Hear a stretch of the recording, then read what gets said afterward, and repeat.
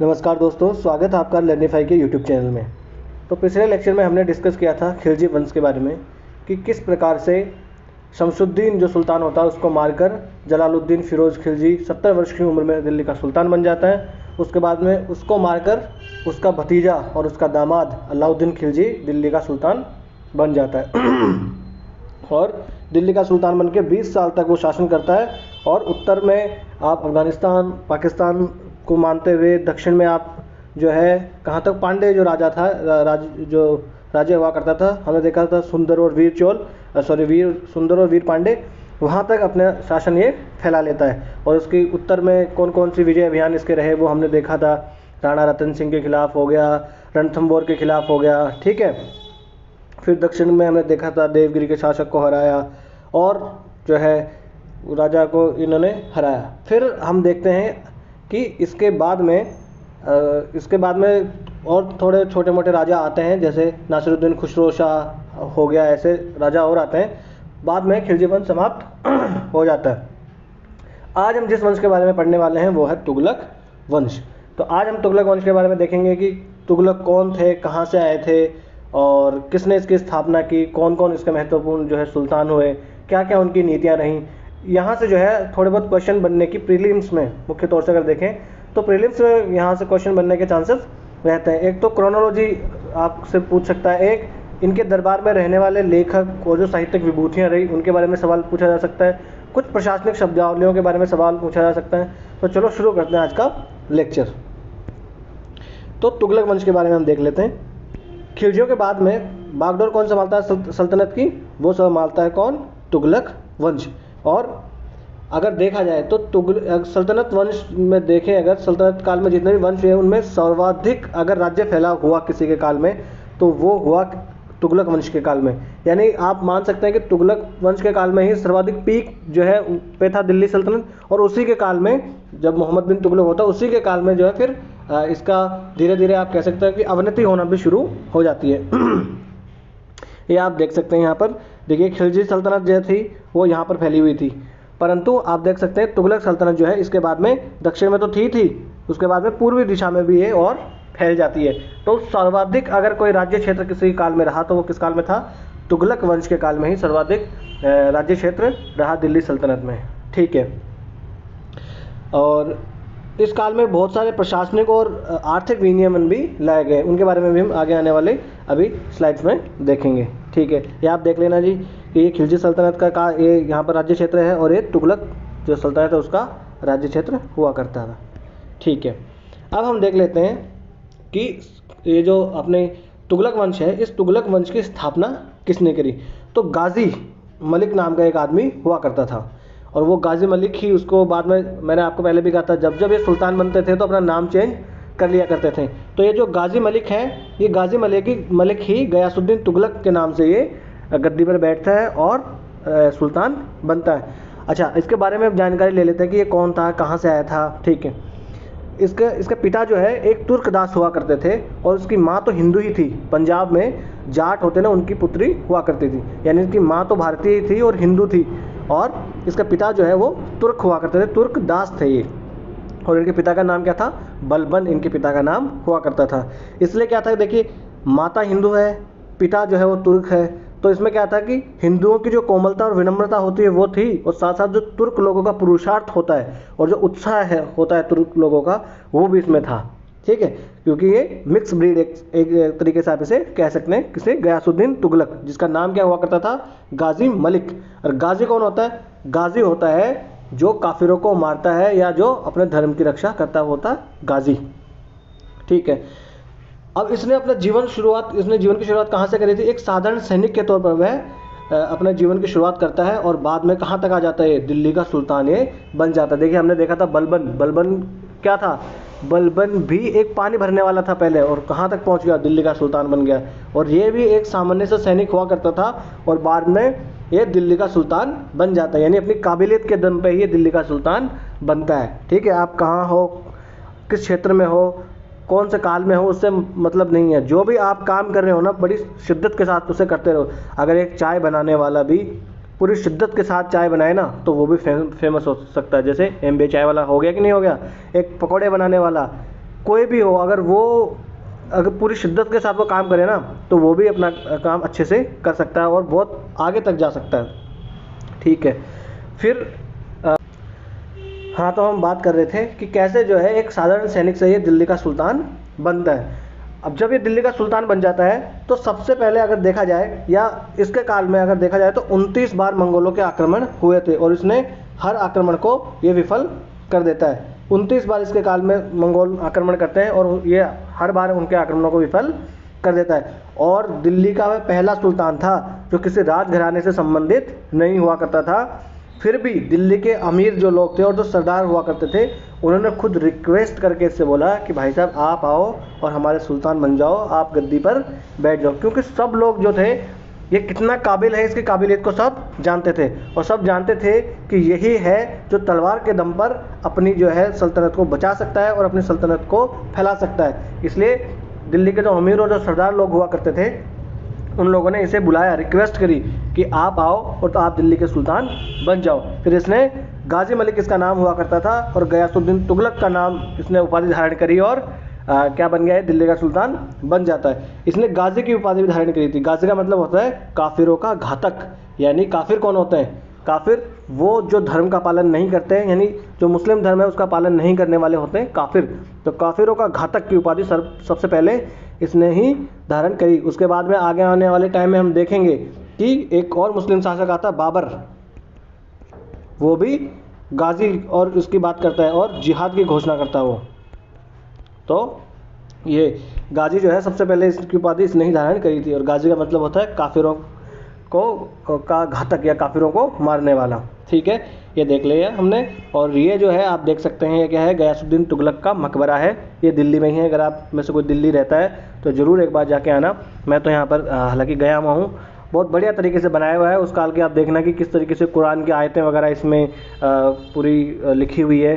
बहुत बढ़िया तरीके का बना हुआ है। ये हमारी धरोहर है। आपको अगर आप यूपीएससी में है या आप कोई भी पीसीएस की तैयारी कर रहे हैं, गवर्नमेंट जॉब में है, मैं तो कह रहा हूँ अगर आप ये पढ़ भी रहे हैं तो हमें किसी धर्म जाति इसमें नहीं जाना है। कोई धर्म कोई जात नहीं होती। अगर इनकी जगह कोई और भी राजा होता तो वो भी यही करता। हमने नहीं देखा क्या सिर्फ भारत के राजा एक दूसरे से नहीं लड़ा करते थे? क्या भारत के राजा एक दूसरे के से नहीं युद्ध किया करते थे? क्या वो एक दूसरे के राज्य पर कब्जा नहीं किया करते थे? किया करते थे।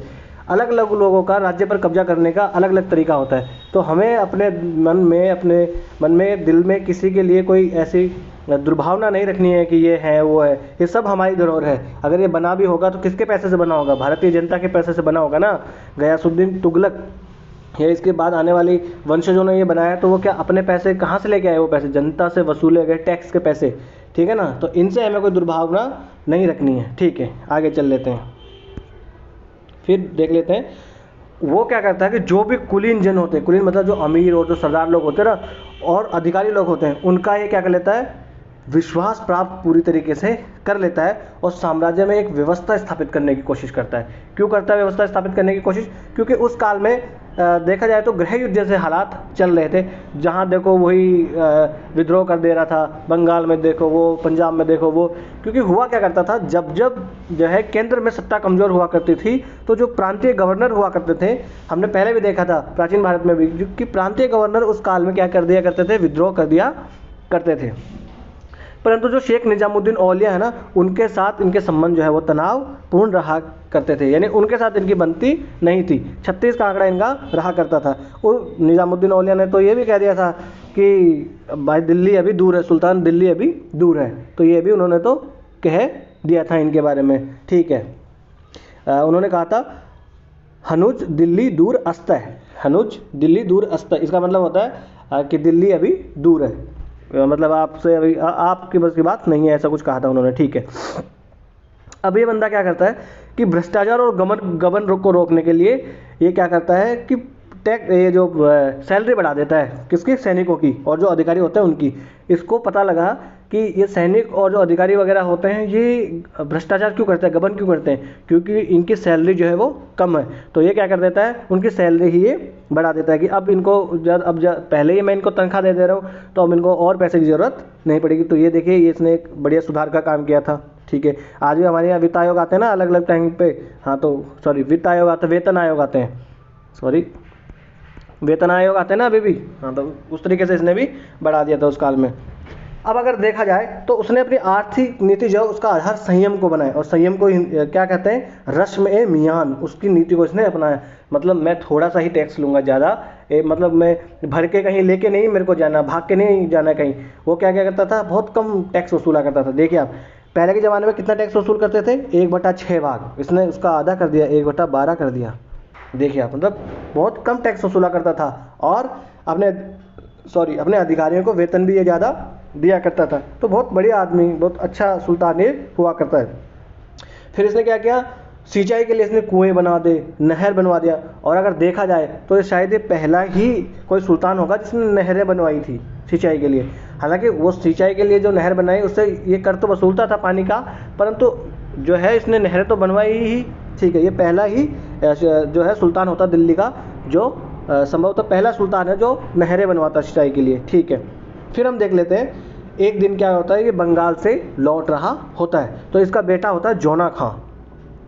जोना खान होता है इसका बेटा। तो इसके स्वागत के लिए क्या करते रहता है, दिल्ली में तुगलकाबाद है, तुगलकाबाद, अगर कोई दिल्ली में रहता है तो उसे पता होगा तुगलकाबाद का फोर्ट भी है। तुगलकाबाद कहाँ है, तो तुगलकाबाद जो है वहाँ से 6 मील की दूरी पर, ये तुगलकाबाद जो है ये भी गयासुद्दीन तुगलक ने बसाया था। ठीक है, तो तुगलकाबाद से 6 मील की दूरी पर अफगानपुर नाम की एक जगह थी, वहाँ पर अपने ये पिता के स्वागत के लिए एक भवन बना देता है, एक महल बना देता है, किसका, लकड़ी का। अब कहा यह जाता है कि इसने जानबूझकर ऐसा महल बनवाया था ताकि अगर किसी एक जगह पर है ना, कोई विशेष जगह है वहाँ पर हाथी अगर थोड़ी सी टक्कर मार देना तो पूरा महल गिर जाएगा। मतलब कहने वाले ऐसा कहते हैं कि इसने जानबूझ के ऐसा महल बनवाया था। तो जब इसके पिता वहाँ आए गयासुद्दीन तुगलक, और उसमें बैठे, और इसका भाई भी उसमें साथ साथ रहता है, तो महमूद खान नाम होता है इसके भाई का।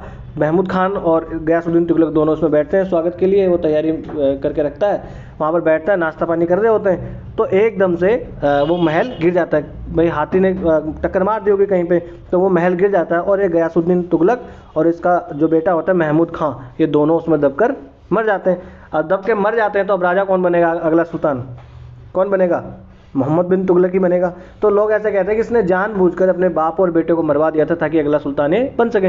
हालांकि ये बात सत्य भी हो सकती है, क्योंकि पहली बार ऐसा नहीं हो रहा है कि कोई सुल्तान किसी दूसरे सुल्तान को मार के राजा बनाओ। हमने देखा कि कैसे जलालुद्दीन फिरोज खिलजी को किसने मार दिया था, अलाउद्दीन खिलजी ने। और जलालुद्दीन फिरोज खिलजी ने सबसे पहले किसको मार दिया था, उससे पहले का जो राजा हुआ करता था शमशुद्दीन, उसको मार के राजा बना था।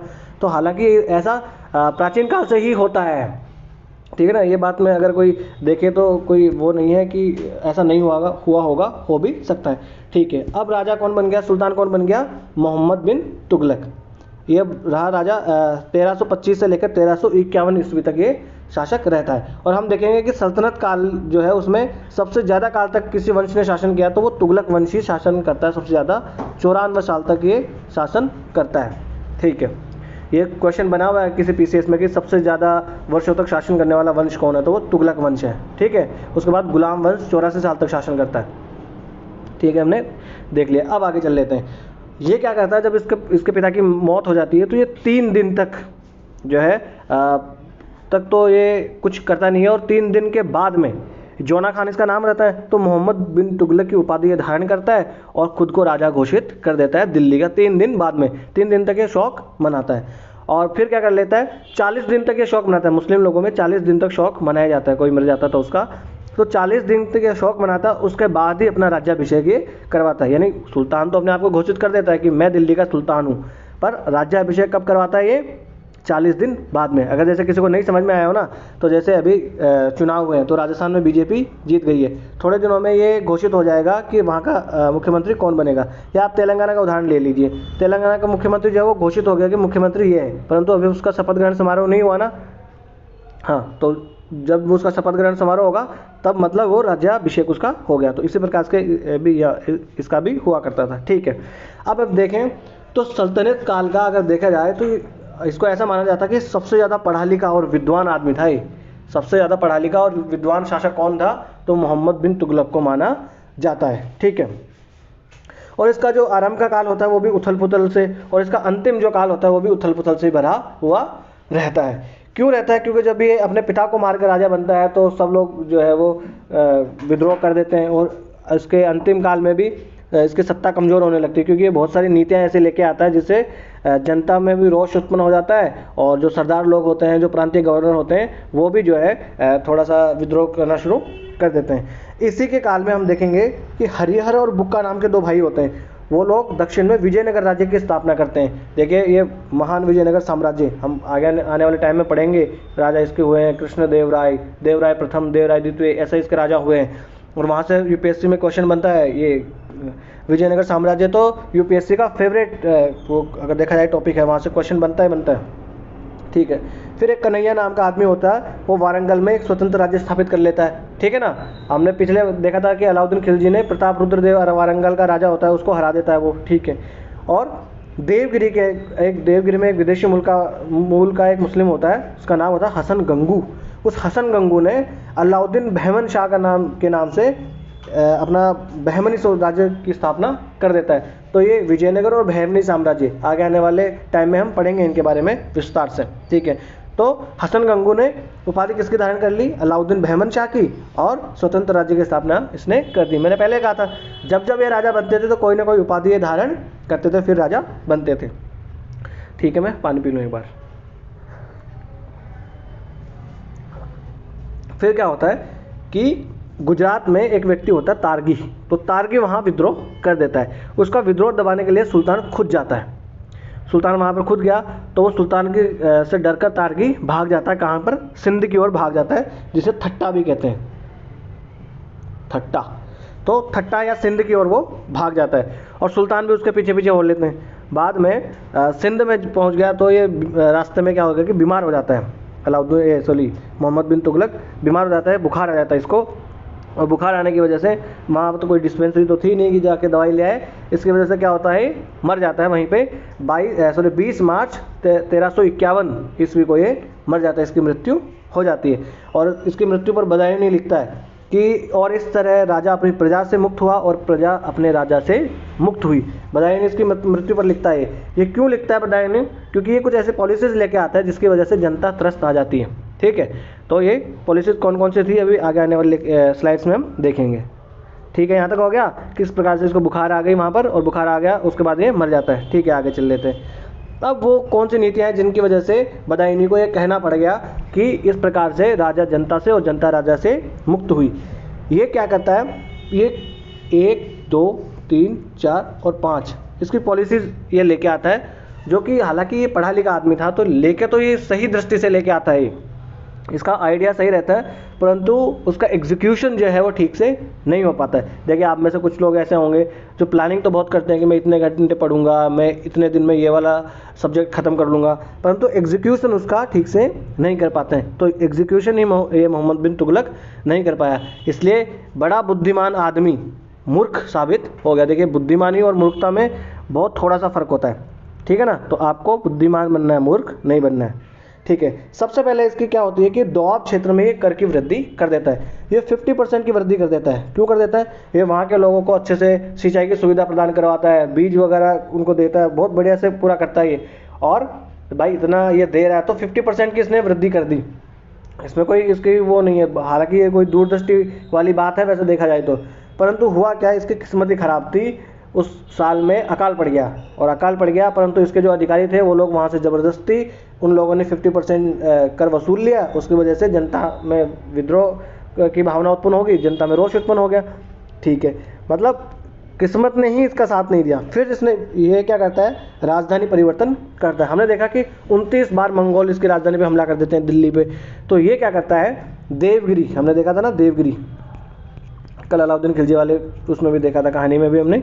तो देवगिरी जिसको दौलताबाद इसने नाम रख दिया और उसको अपनी राजधानी बना लेता है, क्योंकि एक तो वो दौलताबाद पूरे सल्तनत के बीच में पड़ता था, और दूसरा ये चाहता था कि मंगोल जो लोग हैं उनसे भी मेरी रक्षा हो जाए। ठीक है, तो इसने राजधानी परिवर्तन कर दिया। परंतु होता क्या है, ये राजधानी परिवर्तन करने वाला इसका फैसला था वो भी गलत साबित हो जाता है, और फाइनली ये कह देता है कि जनता कोई बात नहीं, वापस दिल्ली चल लो। तो ये दूसरा जो इसने डिसीजन लिया वो भी गलत साबित हो जाता है।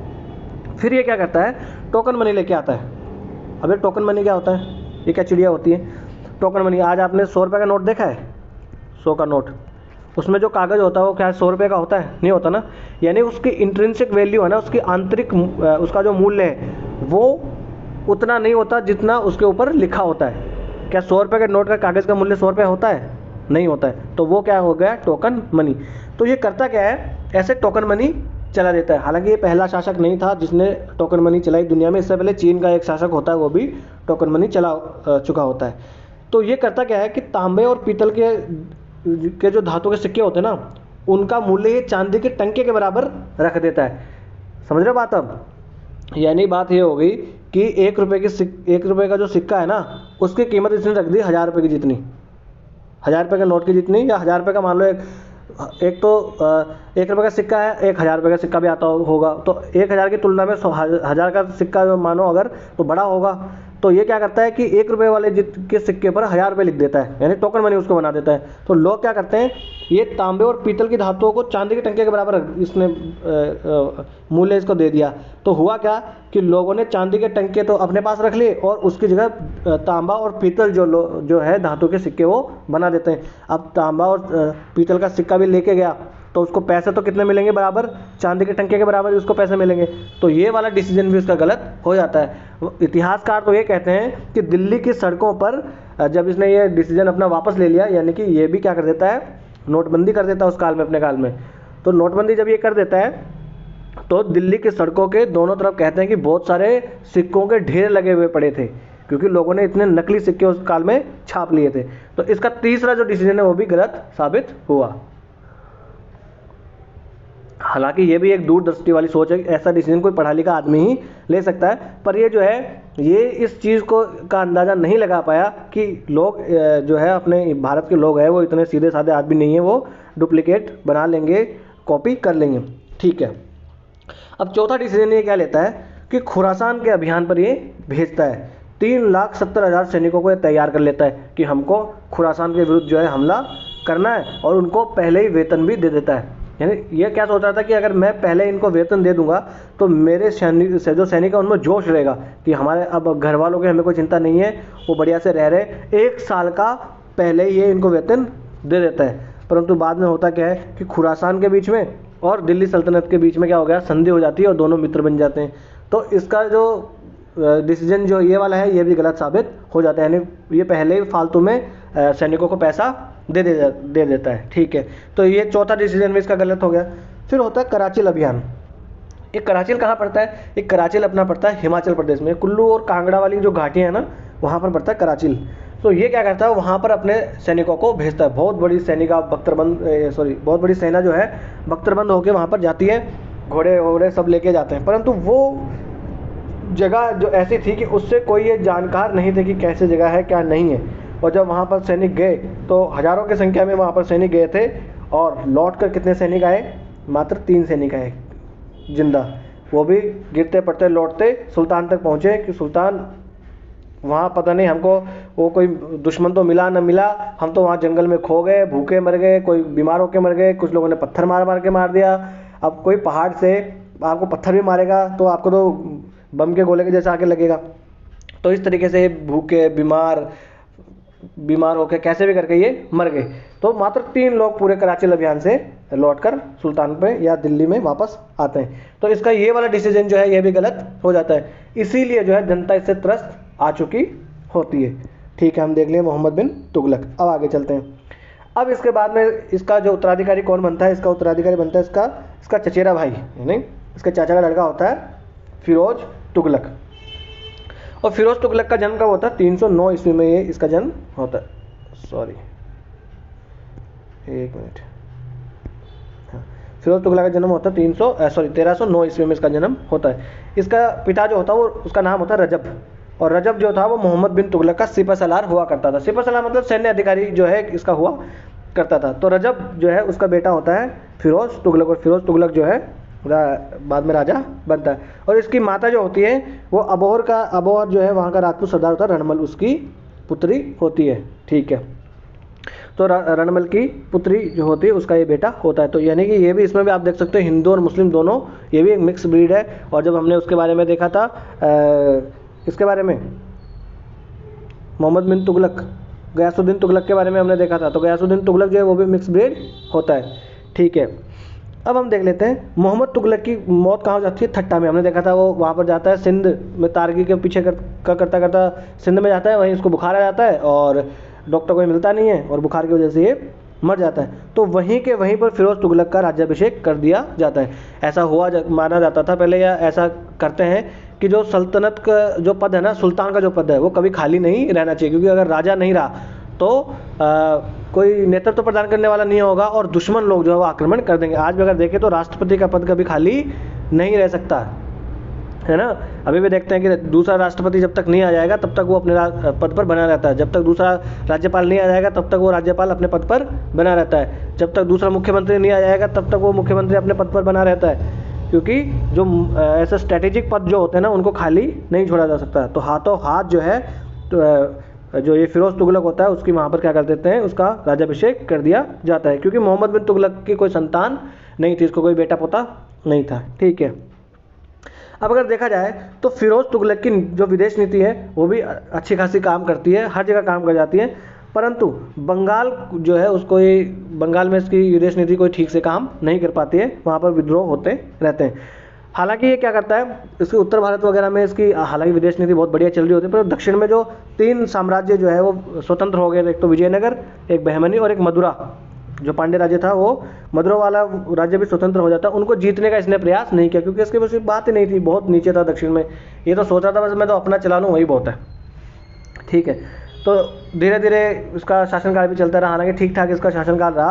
1388 ईस्वी में ये भी मर जाता है, ये भी अल्लाह को प्यारा हो जाता है, ठीक है। अब चलते हैं आगे। अब देख लेते हैं फिरोज तुगलक की गृह नीति, यानी किस प्रकार की नीति इसने देश में अपनाई। इसने क्या किया, जो कठोर दंड दिए जाते थे, जैसे अंग भंग, किसी की खाल खिंचवा देना, है ना, तो इस प्रकार के दंड जो है इसने समाप्त करवा दिए। थोड़ा सा ऐसा था कि हाँ नहीं यार, ये दंड वंड इतने अमानवीय दंड तो नहीं दिए जाने चाहिए, तो ये मानवीय नहीं है, अमानवीय दंड होगा यहाँ, है ना। अमानवीय दंड जो उनको ये समाप्त करवा देता है, और राज्य में न्याय व्यवस्था अच्छी बनाए रखने के लिए ये अदालतें भी स्थापित करवाता है, और वहाँ पर काजी और मुफ्ती जो है उसको नियुक्त करता है। अब आपसे कोई पूछ ले ये मुफ्ती या काजी कौन होते थे, तो ये न्यायाधिकारी हुआ करते थे सल्तनत काल में। और ये क्या करता है, 24 कर होते हैं सॉरी पानी पी लो एक बार। उस काल में सुल्तान ने 24 कर लगाए होते हैं, इससे पहले वाले सुल्तानों ने, वो 24 करों को समाप्त कर देता है और सिर्फ 4 कर लगाता है। एक खराज, ठीक है, जो आप भू राजस्व वसूलते हैं वो। एक खुम्स, खुम्स क्या होता है, कल ही बताया था, सोचो। खुम्स होता है युद्ध में जो लूट का माल होता था ना वो। फिर जजिया का कौन सा होता था, ये होता था इसको कहा जाए तो अगर ये धर्मनिरपेक्ष कर हुआ करता था। क्यों, क्योंकि जो आप सैनिक जो सेवा आप नहीं दे रहे ना, उसके बदले में लिया जाने वाला कर जजिया। और जक़ात मतलब अपना एक हिस्सा जो होता था उसको दान करना होता था, और वो दान कौन वसूल लिया करता था, वो जक़ात वसूल लिया करता था, सल्तनत वसूला करती थी। तो 4 कर इसने सिर्फ लगा दिए और सारे कर इसने समाप्त कर दिए। फिर फिरोज तुगलक ने सिंचाई की सुविधा भी इसने प्रदान करी। हालांकि सिंचाई का तो इसने वसूल किया, भाई अगर कोई नहर बनवा रहा है तो फ्री में तो पानी आएगा नहीं, फ्री में तो नहरें बनेंगी नहीं, तो टैक्स तो वसूलेगा। परंतु हालांकि आपको वो नहर तो बनवा के दे रहा है, कोई आज के जैसा ऐसे थोड़ी है कि 5 साल में चुनाव होंगे हरा देंगे इसको, जीतना था इसलिए बना के देगा, ठीक है। फिर इसने 5 बड़ी बड़ी नहरें बनवाई थी। हालांकि वो नहरें कौन कौन सी है आपको जानने की आवश्यकता नहीं है। बहुत सारे कुएं खुदवाता है ये, और इसने 1200 बाग लगवाए थे इसने। कहाँ, कश्मीर से लेकर बहुत दक्षिण भारत तक इसने जहाँ देखो वहाँ बाग लगवाए थे। बाग लगवाने का बहुत शौकीन था ये। आगे हम देखेंगे बाबर जो होता है ना, वो बाबर भी बाग लगवाने का बहुत शौकीन हुआ करता है, ठीक है। इसने 300 नए नगर भी बसा दिए थे, और मेरठ से जो अशोक स्तंभ था उसको ये दिल्ली में ला के ये रखवा देता है, ठीक है। और सैनिकों के जो पद, आप देखिए इसने कुछ, ये तो बढ़िया बढ़िया नीति अपनाई, कुछ इसकी गलत नीतियाँ भी इसने अपनाई। कौन सी नीति, जैसे सैनिकों के जो पद हुआ करते थे उनको वंशानुगत इसने बना दिया। हमने देखा था बलबन जो था उसने क्या किया, पेंशन दे के रिटायर करने वाला काम कर लिया। अलाउद्दीन खिलजी ने भी यही काम किया। ये बंदा क्या करता था, पदों को इसने वंशानुगत बना दिया, और वेतन में ये नकद नहीं देता था, जागीर देना इसने शुरू कर दिया। इसकी वजह से क्या होता था कि अब जो अयोग्य सैनिक थे वो भी सेना में रह जाते थे। मतलब कहने को वो है सेना में बैठा, घर पे बूढ़ा हो गया, ऐसा वाला वो हो जाता था। उसका फिर बेटा हो गया, बेटा योग्य हो कि नहीं हो उसको वो भी सैनिक बन जाता था। दाग और हुलिया पद्धति वाली जो लागू करी थी उसने अलाउद्दीन खिलजी ने, वो वाली नीति भी इसने अपनाना छोड़ दी। और वेतन इसने जागीर के रूप में देने लगा ये, तो वो उनकी जो है सत्ता थोड़ी और बढ़ गई, तो वो लोग भी विद्रोह कर दिया करते थे। फिर इसने रोजगार दफ्तर, आज का हम नहीं देखते अब कि जहाँ पर ये एम्प्लॉयमेंट एक्सचेंज आज का आप कह सकते हो, तो ऐसे एम्प्लॉयमेंट एक्सचेंज इसने बनवाए थे। और दीवान खैरात यानी दान विभाग की भी स्थापना इसने करवाई थी, यानी ऐसा दान के लिए विभाग ही बना दिया था कि आप आओ और यहाँ से दान लेके जाओ, ठीक है। फिर हालांकि धार्मिक क्षेत्र में देखा जाए तो ये थोड़ा धर्मांध होता है, क्योंकि इसने बहुत सारे जो मंदिर वगैरह है उसको ये तोड़वा देता है। जैसे जगन्नाथ का मंदिर है उसको इसने तोड़ने की कोशिश की, उसको इसने ध्वस्त करवा दिया। फिर कांगड़ा में एक ज्वाला माता मंदिर एक होता है, उसको भी ये तोड़वा देता है। तो इस प्रकार से ये क्या करता है, थोड़ी धर्मांध नीतियाँ, ये असहिष्णु नीतियाँ तो ये अपनाता है। हालांकि साहित्य, शिक्षा और कला के क्षेत्र में ये विरुचि लेता है, ठीक है। जैसे मकतब और मदरसे ये बनवाता है। अब देखिए मकतब और मदरसों में क्या फ़र्क है पता है आपको? मकतब होता है प्राइमरी एजुकेशन के लिए और मदरसा होता है हायर एजुकेशन के लिए, समझ में आया आपको? तो मकतब और मदरसों की स्थापना इसने करवाई। फिर बरनी और शमशे सिराज नाम का जो इतिहासकार हुआ करते थे, एक तो बरनी और एक शमशे सिराज, वो इसी के दरबार में हुआ करते थे। तो हालांकि साहित्य, शिक्षा और कला का तो ये संरक्षक होता है। फिर अपनी जीवनी इसने खुद लिख दी, ऑटोबायोग्राफी इसने लिख दी, फुतुहाते फिरोज शाही, है ना। फिर लगभग 300 प्राचीन संस्कृत ग्रंथों का इसने फारसी में अनुवाद करवाया। किससे? आजुद्दीन खालिद से इसने फारसी में अनुवाद करवाया और उसको नाम दिया दलियाते फिरोज शाही। तो ये आपको याद रखने लगे, यहाँ से क्वेश्चन बन सकते हैं कि दलियाते फिरोज शाही इसमें क्या है। तो आपको लगेगा यार दलियाते फिरोज शाही में तो इसकी ऑटोबायोग्राफी होगी, नहीं, इसमें क्या है, दलियाते फिरोज शाही में है संस्कृत ग्रंथ जो है उनका फारसी में अनुवाद है, और फुतुहात फिरोज शाही इसकी ऑटोबायोग्राफी है, ठीक है। फिर उसने बड़ी संख्या में चांदी और तांबे के सिक्के भी चलवाता है, ठीक है, जिसे अद्धा और बिक कहते हैं। यानी अगर देखा जाए तो तांबा को क्या कहते हैं? अद्धा, और चांदी वाले सिक्के को क्या कहते हैं? बिक कहते हैं। ये आपको याद रख लेना। क्वेश्चन ऐसा बन सकता है कि मध्यकालीन भारत में अद्धा और बिक क्या हुआ करते थे? कोई कर हुआ करते थे, कोई सैन्य अधिकारी हुआ करते थे, एक प्रकार के सिक्के हुआ करते थे, नन ऑफ दीज, ऐसे क्वेश्चन बन जाएंगे। तो अद्धा और बिक क्या होते थे? ये तांबे और चांदी के सिक्के हुआ करते थे, ठीक है। आगे चल लेते हैं। अब ये कुछ जो है मैं आपके लिए कुछ महत्वपूर्ण तथ्य जो है वो लेकर आया हूँ। होता क्या है, लगभग 100 सालों तक ये मंगोल लोग भारत पर बहुत बार आक्रमण करते रहते हैं। हमने देखा कि किस प्रकार से 29 बार आक्रमण किया जाता है उसके काल में, ठीक है। फिर क्या होता है, इन लोगों का कोई बादशाह काम कायम करने का कोई उद्देश्य नहीं होता है कि मैं यहाँ आऊँ और यहाँ का राजा बन जाऊँ, ऐसे ये लोग नहीं थे। इनका काम क्या होता था कि जहाँ भी जाते थे लूट मार मचाते थे, मार काट सब मचा देते थे ये, और लूट पाट के ये चले जाते थे। तो इसी क्रम में अगर देखा जाए तो भारत पर बहुत बार अपने यहाँ मंगोल आक्रमण हुए। और देखिए यहाँ से क्वेश्चन बने हैं यूपीएससी में। क्वेश्चन में क्या बन गया था कि पहली बार अलाउद्दीन खिलजी के काल में मंगोल आक्रमण हुआ, ये स्टेटमेंट बन गया था। तो आपको पता होगा तो आप बताओगे, नहीं पता होगा तो आपको नहीं बताओगे। अब देखिए बहराम शाह जो है उसके काल में पहला आक्रमण हो जाता है भारत में। बहराम शाह 1241 काल में ही हुआ करता था। ये इल्तुतमिश के बाद में राजा बनता है, रजिया सुल्तान के बाद में बनता है। तभी बहराम शाह काल में ही मंगोल आक्रमण पहला हो जाता है। और इल्तुतमिश के काल में हमने देखा था वो वहाँ से आ रहा होता है तो ये बुद्धिमानी के साथ उसको शरण नहीं देता है, तो तब भी वो एक तरीके का आक्रमण ही उसे मान सकते हो। या अगर उसे नहीं भी मानो तो बहराम शाह के काल से तो आक्रमण शुरू हो जाते हैं। उसके बाद बलबन के काल में आक्रमण हुए, जलालुद्दीन खिलजी के काल में आक्रमण हुए, अलाउद्दीन खिलजी के काल में भी आक्रमण हुए। और अलाउद्दीन खिलजी तो परेशान आ जाता है जब अलाउद्दीन खिलजी चित्तौड़ पर आक्रमण करता है, तो तब भी जो वो बेचारा चित्तौड़ में आक्रमण करने जाता है, चित्तौड़ में रहता है, और पीछे से दिल्ली पर ये लोग आक्रमण कर देते हैं मंगोल, वो भी परेशान हो जाता है। मोहम्मद बिन तुगलक के भी काल में आक्रमण होते हैं इनके, ठीक है। तो इस प्रकार से हमने देखा कि मंगोलों का आक्रमण हमने देख लिया। अब आगे चल लेते हैं। फिर कुछ और थोड़े से मैं आपके लिए फैक्ट लेके आया हूँ। जैसे अलाउद्दीन खिलजी तो उसने मुकद्दम और खूत जो थे उनको साधारण किसानों से संबंधित आदेश जारी किए कि और खूत और मुकदमों के अधिकार उसने छीन लिए। अब ये खूत और मुकद्दम कौन होते थे, इससे सवाल बन सकते हैं कि प्राचीन मध्यकालीन भारत में खूत और मुकद्दम कौन हुआ करते थे। तो मुकद्दम होते थे मुखिया, मुकद्दम, मुखिया, ठीक है। और जमींदार जो लोग होते थे उनके कहते थे खूत, और जो साधारण किसान होते थे वो होते थे बलाहार, ठीक है ना, ये याद रख लेना आप। खूत और जमींदार मुखिया, खूत और मुकद्दम, मुखिया और जमींदार हुआ करते थे, ठीक है। परवाना नवीस कौन होता था? परमिट देने वाला अधिकारी परवाना नवीस होता था, ठीक है। और ये तो आप कोई बात नहीं, ये देखिए निज़ामुद्दीन औलिया ने कहा था गयासुद्दीन तुगलक के लिए दिल्ली अभी दूर है, हनुज दूर, दिल्ली दूर अस्त है, ठीक है। और ये वाली चीज़ आप याद रख लेना। इब्न बतूता मोरक्को का यात्री था, ये मोहम्मद बिन तुगलक के काल में भारत में आया था 1333 ईस्वी में, ठीक है। और देवगिरी को कुव्वतुल इस्लाम भी कहा जाता है। देवगिरी कौन सा? वही दौलताबाद, ठीक है। आगे चल लेते हैं।